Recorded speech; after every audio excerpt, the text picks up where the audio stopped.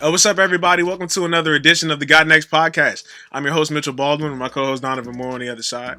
Yes, sir. Yes, sir. We back. Yes, we are, and you already see we got Ben and Bones Nadash in the middle, man. Oh, it's good to be back, boys. It's been a long 6 months, but we're back. We're back for another half a year now. So yeah, man, we back in the studio. Football. You already know. Yeah. So you already know it's football time, man. It's football time. You see Ben and Bones Nadash in the middle, man. You see us lined up here. You know what time it is. It's time to talk about some NFL. It's almost that season, so we're gonna be splitting up the NFC and the AFC today, and just going through each team and ranking how their season's gonna go. You know what their record's gonna be, things like that. So make sure you guys like, comment, subscribe. Also, want to say big thank you to you guys for showing support on our last video with Haywood Highsmith. That was a big milestone for us, and we had like 800 views or something like that. Excuse me. So make sure you guys show some love to that, and then show some love to this episode as well. Like, comment, subscribe, as I said, and let's get into the episode, man.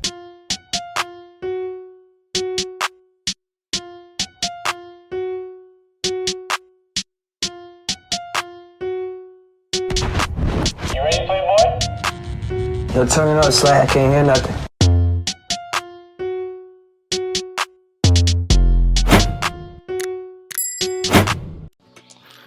Cool. We're gonna split up the NFC and the AFC, like I said before. So let's go ahead and start with the NFC. Alrighty, and without further ado, we'll start with the NFC East, or as these two know it best, the NFC least. Usually the winner is the number 4 seed and faces the best wild card in the first round. We usually know how that goes. It was the Cowboys last year, and Redskins the year before, and it was the Eagles the year before that. So, and these teams are just getting clobbered in the first round because they're only winning their division games. But every once in a while, the winner out of there is really good. But we'll see about this year. So without further ado, we'll start with them. We got the Cowboys, the Giants, the Eagles, and the newly named Washington Commanders. What do you guys think? Who do you think is coming out on top in that division? I'll save my prediction for last. Want to hear your guys' insight first. What do you think, Mitch? Y'all know me, man. I love to be the cheerleader for the team if we're doing well and things like that. But I'm gonna be the first one to say we're probably not gonna win the division this year. I'm gonna be honest. The Eagles are definitely what I'm concerned about. A lot of people are down on Jalen Hurts. I'm not as down on Jalen Hurts as other people are. I like A.J. Brown, of course. That's a great acquisition for them. Their offensive line is shored up for sure, and they got Devontae Smith and A.J. Brown on the outside, as I said. So, yeah, I got the Eagles winning the NFC East. Long story short, how you feeling, man? I can't be upset with that. I definitely can't be upset with that. Unbiased, I probably have to say the same thing. Probably go with the Eagles. They have a very easy schedule combined with a lot of talent they added. But I feel like the last few years, anytime the Eagles had any expectations on them, they kind of crumbled underneath it. So it's anybody's division, really. You never know. So yeah, I'm gonna go with the Eagles for now. Yeah, I'll take those Eagles. Felt like you're gonna switch to the Commanders last. I'm thinking about it. When Carson wins like, that quarterback, I don't know. Go ahead. I'm actually gonna go with the Cowboys, and the only reason I'm going with the Cowboys, they're the only team out of these 4 teams that I'm not gonna say their quarterback is a sure thing, as in like he's elite, but he's the only one out of these 4 teams who I've seen at least be adequate every year of his career.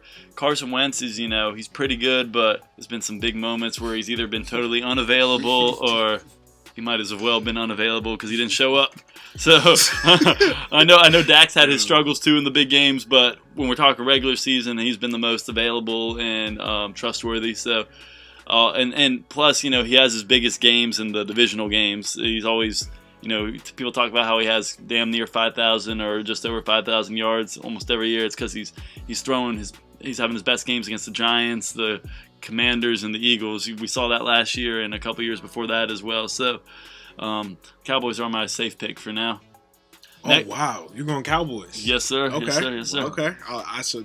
I like the support, but I can't believe in that this year. I'm not gonna lie. But I will say not gonna be that good. I will say they'll probably be the number 4 seed, which doesn't surprise many people. But anyway, we'll move to the NFC North, where we got the Bears, Lions, Packers, and Vikings. Now I'm just going to make a bold statement real fast.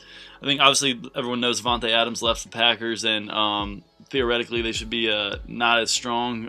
Aaron Rodgers probably shouldn't win MVP for the 3rd year in a row with that kind of a loss. But I knew it was coming. But obviously they drafted a receiver in the 2nd round too, and Aaron Rodgers just makes receivers dogs. So I those who are in the fantasy don't sleep on this guy. But I also do think the Vikings are going to be a new and improved team this year since they got an offensive head coach and they got a bunch of weapons on offense.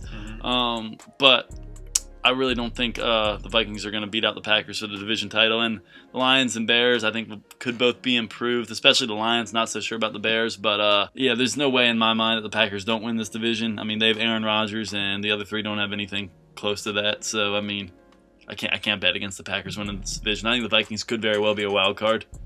Go ahead, Donald. How you feeling? NFC North.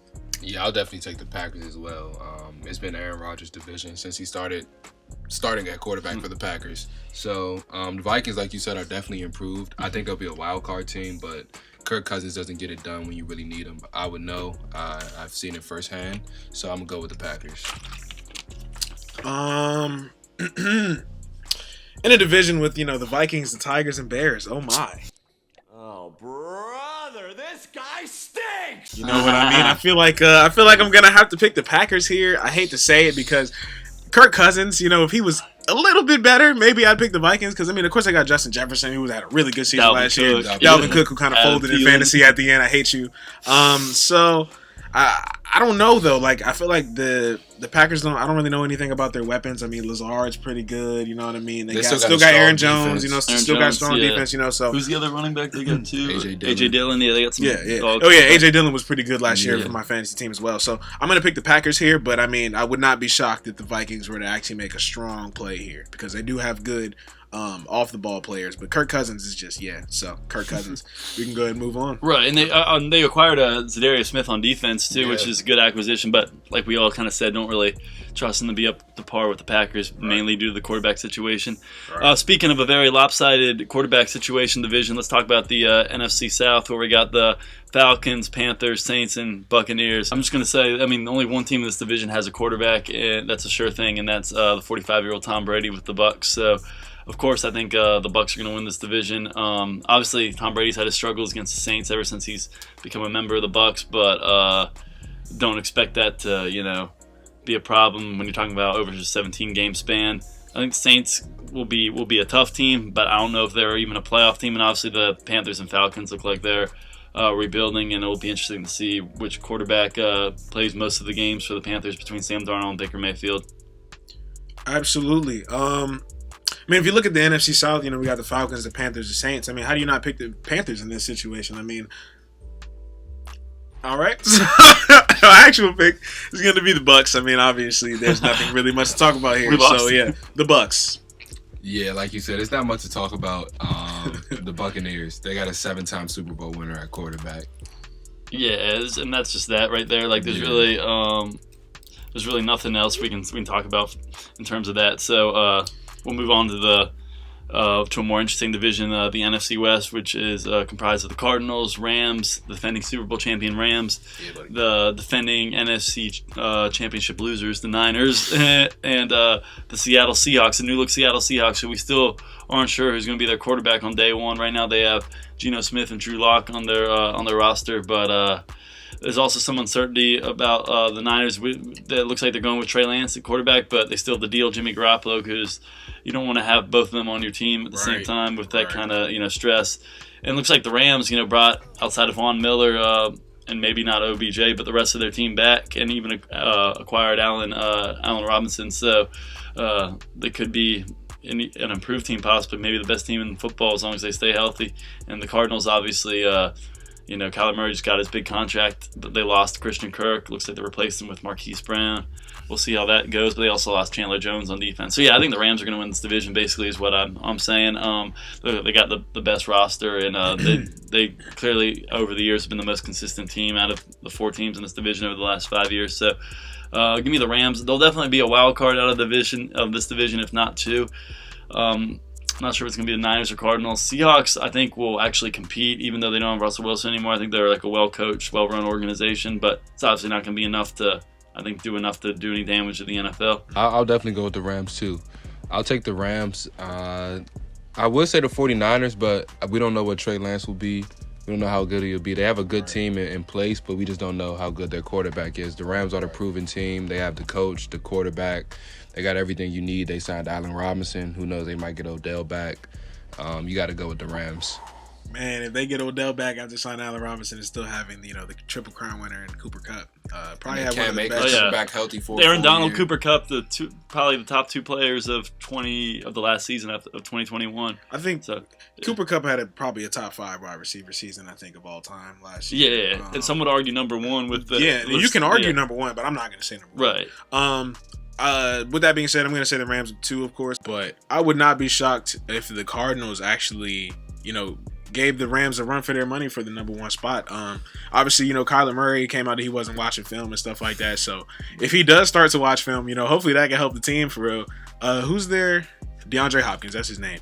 DeAndre Hopkins had a horrible season last year. I think he was really injured though, so I'm gonna give him the benefit of the doubt. If he comes back, being DeAndre Hopkins, then obviously they can be a strong candidate to win. Brown. Yeah, and they got Hollywood Brown. Yeah, so whatever's left. they to have AJ a good Green, chance. yeah. They have a good chance. It really all depends Zach on Ertz. Kyler and what's his name? Their O-line. and DeAndre Hopkins. Yeah, Yes, facts. that's the 2 guys. And obviously, James Conner was a solid running back for them last year too, not to mention. So they definitely have the offense. It's just about can they win when it matters? Because they've always had good first halves of the years, but they've always crumbled in the second half of the year. So we'll see if that continues to be the trend for them. But those probably be Cliff Kingsbury's last year as head coach if they can't get it together in the second half of the year this year, because that'll just be watching the same thing 3 years in a row. You don't want organizations don't want that to happen. Yeah, facts. But that's gonna do it for the NFC. Yeah, that pretty much wraps it for the NFC. Yeah, that's gonna be the NFC episode, man. I hope you guys enjoyed it. Make sure you guys like, comment, subscribe, all that type of stuff. Leave a comment. Make sure you let us know. We were wrong. Obviously the Panthers might win. Anything like that. Who's that Cinderella team going to be that we didn't mention? Yeah, exactly. Just anything you got, bad feelings, positive, negative, whatever. Just leave it down there. And I appreciate you guys and watch the next episode, man.